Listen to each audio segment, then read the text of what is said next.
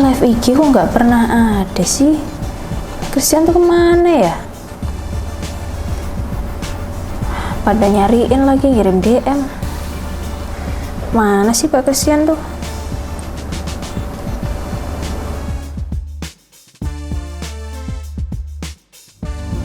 Apa dia lagi di kantornya ya?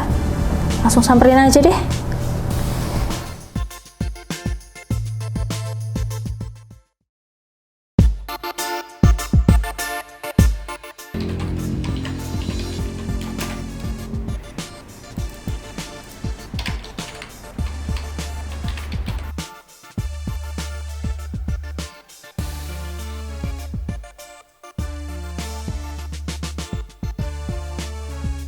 Pak Christian ternyata ada di sini, dicariin kemana-mana, nggak pernah nongol, nggak pernah live IG.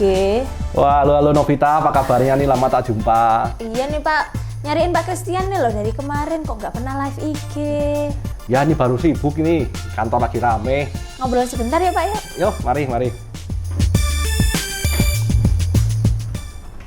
Halo, apa kabar Pak Christian? Lama nih nggak kelihatan, lama nggak live IG juga loh Pak. Banyak yang nyariin loh padahal loh. Ya, mohon maaf ini kantor baru padat sekali jadwalnya sih Bu Novita. Tapi kantornya bagus juga ya Pak ya. Ya. Pantesan nggak pernah nongol di live IG, nyatanya saham lagi ya Pak ya. Banyak yang nungguin loh Pak. Ya, mohon maaf nih karena memang kesibukan ya setelah pandemi kemarin kan kita kan nggak bisa kerja di onsite ya. Jadi banyak dilakukan online. Jadi setelah dibuka secara umum, kerjaan di lapangan jadi padat sekali ini. Ya, terakhir tuh kapan ya Pak ya? Kayaknya tahun lalu ya Pak ya? Betul. Lama banget ya. Nah ini kan udah masuk ke tahun 2023 ya Pak ya? Nah, ngomongin 2023 nih, sudah banyak isu-isu terkait kondisi ekonomi yang akan mempengaruhi pergerakan harga saham ya Pak ya? Nah, salah satunya yaitu adanya ancaman resesi global di tahun 2023 ini, dan isu terkait ancaman resesi global ini sudah ada sejak tahun 2022. Nah, bagaimana sih pendapat Pak Christian tentang ancaman resesi tersebut dan apa dampaknya bagi Indonesia? Apakah Indonesia juga akan mengalami resesi? Wah, ini pertanyaan pertama berat langsung. Oke, begini, kalau saya pribadi ya melihat ini kan saya kan juga kerja di lapangan juga ya, jadi saya melihat persis nih ekonomi Indonesia itu seperti apa saat ini ya. Saya lihat sih sebenarnya sih kondisinya sih baik-baik saja ya. Saya percaya Pak Jokowi dan Ibu Sri Mulyani sudah melakukan hal yang luar biasa ya. Jadi saya percaya Indonesia akan baik-baik saja ya. Jadi ngomongin resesi global, saya rasa itu sesuatu yang nggak bisa dihindari lagi ya, karena itu sebenarnya sudah terjadi.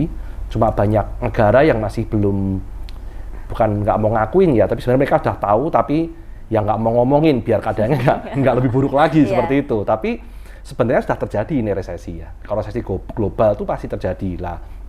Ketika Indonesia ini baik-baik saja, tapi di dunia ini resesi global, bagaimana ini? Nah, itu yang saat ini mungkin harus kita cermati ya.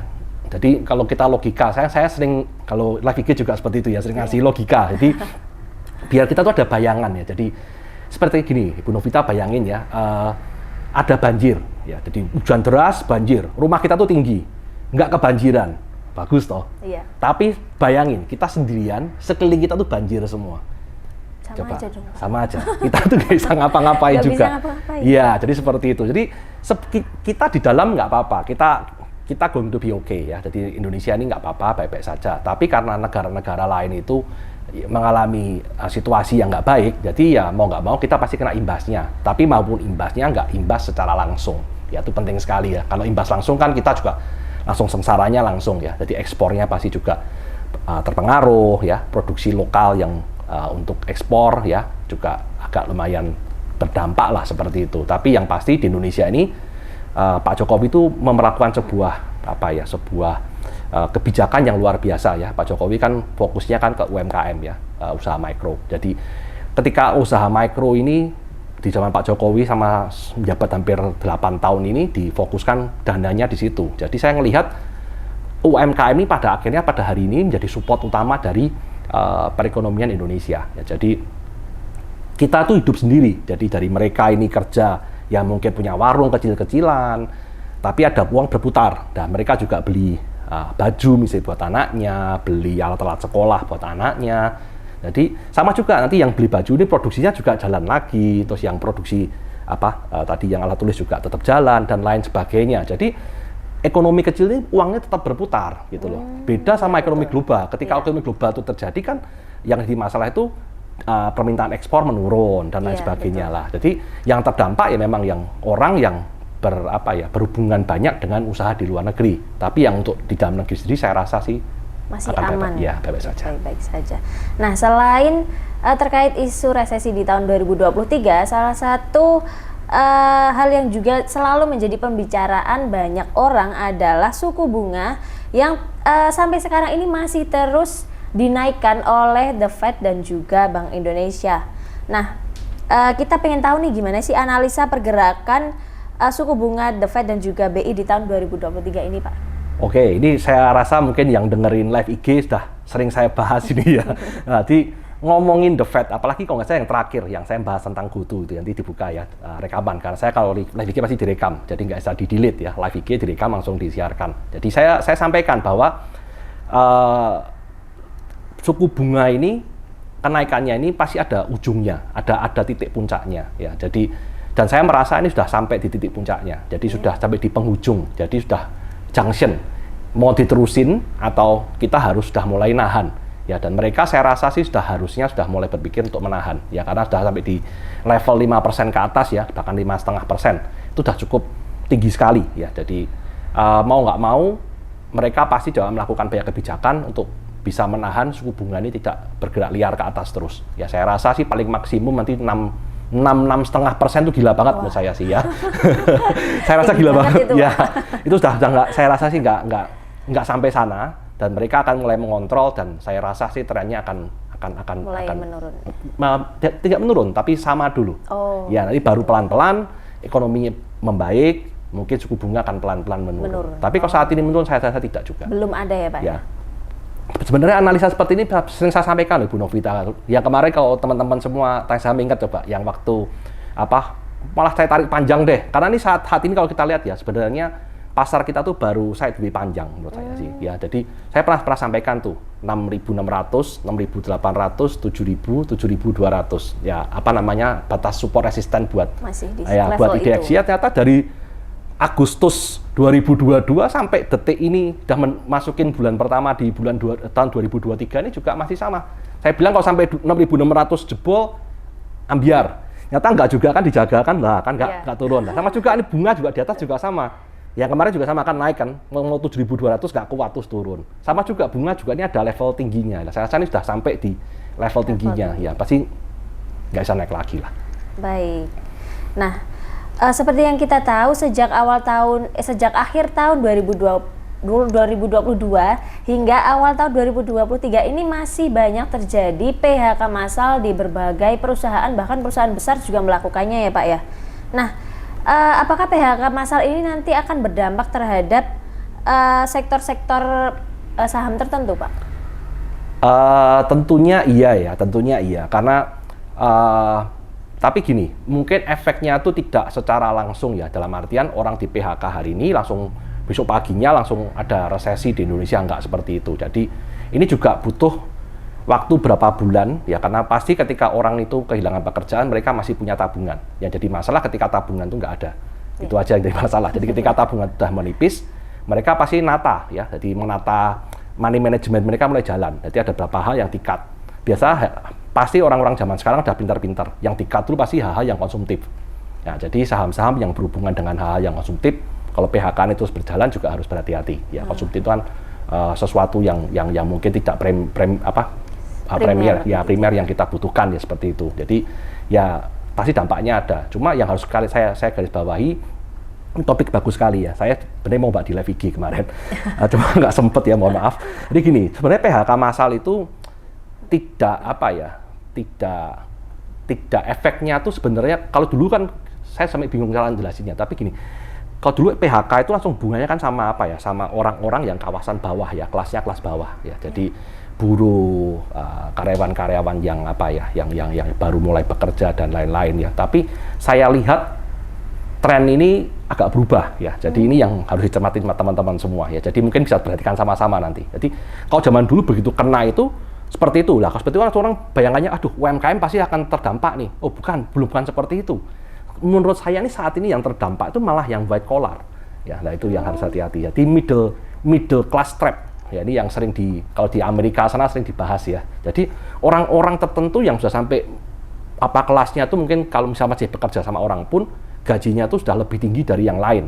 Nah, itu saat ini mereka kehilangan pekerjaan. Nah, itu yang nanti saya prediksi 2023 ini akan terjadi ya. Jadi kan tanyain 2023 apa yang dikhawatirkan. Ini yang saya khawatirkan. Kalau benar ini yang terjadi nanti domino efeknya tuh lain ya. Jadi domino efeknya tuh mungkin lain. Yang kalangan menengah bawah masih oke. Tapi kalangan menengah yang mungkin sedikit menengah ke atas yang agak sedikit terdampak. Jadi saham-saham yang berhubungan sama kelas menengah ke atas mungkin juga harus dicermati, hati-hati pergerakannya seperti itu.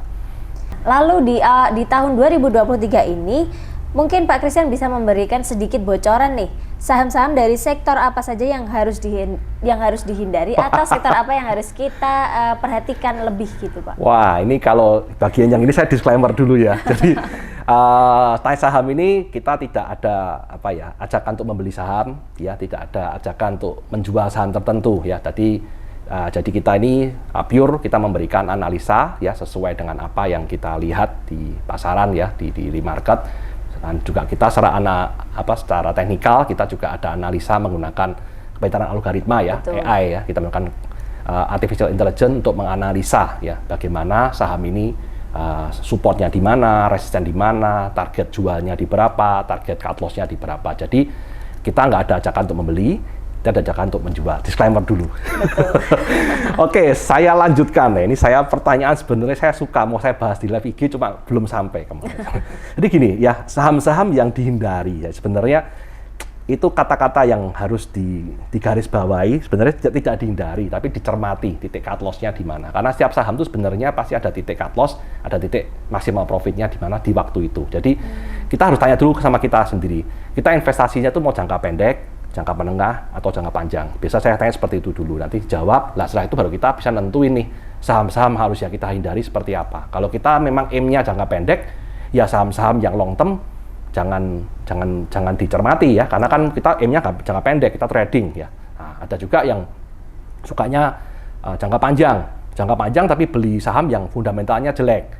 Wah, kan ya sama saja masalah ya. Jadi seperti saya sering sampaikan di live IG, bahwa orang tuh berinvestasi di pasar modal itu yang 3 hal yang utama ya, yang dicermati dari sebuah perusahaan. Yang pertama itu adalah secara fundamental. Ya, kalau fundamentalnya saham itu nggak baik, ya dipertimbangkan jangan lama-lama lah. Kalau misal kepepet pengen main saham itu istilahnya, ya mau investasi di situ. Yang nomor 2 adalah secara teknikal ya. Teknikal ini tentunya kepintaran algoritma dari saham sudah luar biasa sekali. Ya, akurasinya tinggi sekali. Ya, karena saya sampaikan kan AI ini bisa menghitung. Ya, jadi saham itu kan jumlahnya pasti sama terus, dan AI ini tak tahu waktu dijual tuh harganya berapa, dijual lagi berapa, dijual banyak, dijual sedikit, mereka tuh ada datanya. Di AI bisa menghitung. Nah, oke, yang nomor 3 itu sentimen ya. Jadi sentimen ini sebenarnya penting nggak penting, tapi juga harus kita cermati ya, karena misalnya nih pada tahun ini kita tahu sentimennya kan ke arah resesi ya. Jadi kita harus melihat membaca pasar. Pasar itu pasti akan bersifat defensif ya, dengan kayak seperti contohnya kemarin ini, The Fed menaikkan bunga. Ada saham-saham yang berhubungan sama bunga bank pasti akan mengalami pergerakan. Misalnya saham yang big bank, saham yang bank-bank digital juga bergerak ya. Jadi sentimen itu juga penting lah. Yang tahun 2023 ini satu hal yang sangat penting sekali, sentimen yang penting itu adalah menurut saya itu malah di samping The Fed yang sudah sampai di penghujung, itu adalah sentimen politik ya. Jadi patut kita perhatikan kan 2024 itu adalah sebuah tahun politik ya. Jadi betul. Kita tahu tahun 2023 ini akan mulai sebuah lembaran yang baru ya. Jadi kampanye-kampanye akan mulai dilakukan. Jadi hal-hal yang berhubungan sama politik sama dan lain-lain itu mungkin akan mengalami pergerakan. Nah, tapi satu hal yang penting kita cermati di sini. Jadi sekali lagi saya garis bawahi, bukan ajakan untuk menghindari saham ini, tapi untuk kita bisa menganalisa secara sentimen. Ya, jadi sentimen itu penting di sini. Jadi misalnya contoh gini, waktu pertama kali Bapak Jokowi menjabat ya, kan dia bilang kita akan membangun banyak di infrastruktur. Wah, kita tahu saham-saham yang berhubungan sama konstruksi, sama apa ya, sama pemerintahan ya, yang tender-tender yang besar itu pada terbang ya, karena kan wah ini IKN ya, ibu kota baru dan lain-lain ya. Wah, pasti kan langsung wah pergerakannya bagus. Tapi ini kita tahu tahun 2023 ini sudah di penghujung dari jabatan Pak Jokowi. Nah, pertanyaannya sekarang, apakah proyek-proyek baru ini akan terus dilanjutkan ataukah cuma menyelesaikan kemarin komitmen yang sudah selesai? Nah, itu yang menjadi pertanyaannya, dan itu kan menjadi sentimen yang mungkin tidak positif ya, sentimen negatif buat sektor konstruksi tahun 2023 ini. Kalau sampai nanti dia bilang misalnya, oke, semua fokus nih kita ke kampanye misalnya ya. Nah, jadi hal-hal yang berapa hubungan dengan pembangunan infrastruktur dan lain-lain itu akan bukan ditinggalkan, tapi tidak menjadi fokus pemerintah. Ya, jadi mungkin tender-tender baru tidak ada. Ya, jadi cuma menyelesaikan dari kontrak yang kemarin mungkin 5 tahun yang sesi yang kedua ini baru ditandatangani kemarin dilanjutkan, tapi tidak ada kontrak-kontrak yang baru. Yang artinya adalah bisnis dari sektor-sektor konstruksi ini mungkin juga akan terpengaruh ya.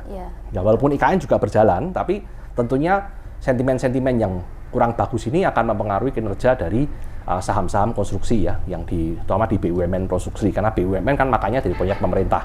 Kalau mereka sendiri sudah tidak ada proyek, ya tentunya kita harus berhati-hati, karena pada sentimennya negatif pasti arahnya akan turun. Seperti itu. Baik, menarik sekali. Nah, gimana nih kalian? Udah jadi punya pandangan atau belum nih buat saham-saham apa yang bakal dikoleksi di tahun 2023 ini? Nah, terima kasih waktunya Bapak Christian.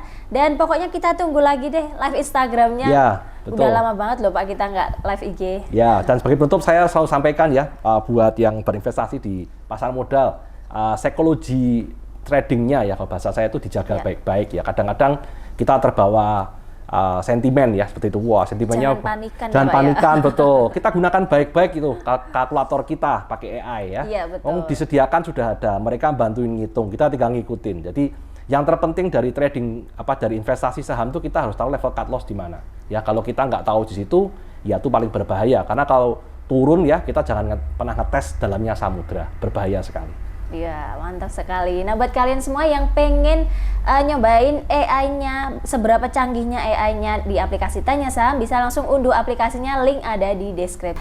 Oke, itu tadi bincang-bincang singkat kita dengan Pak Christian yang merupakan seorang trader juga ya Pak ya. Dan sampai jumpa di video berikutnya. See you!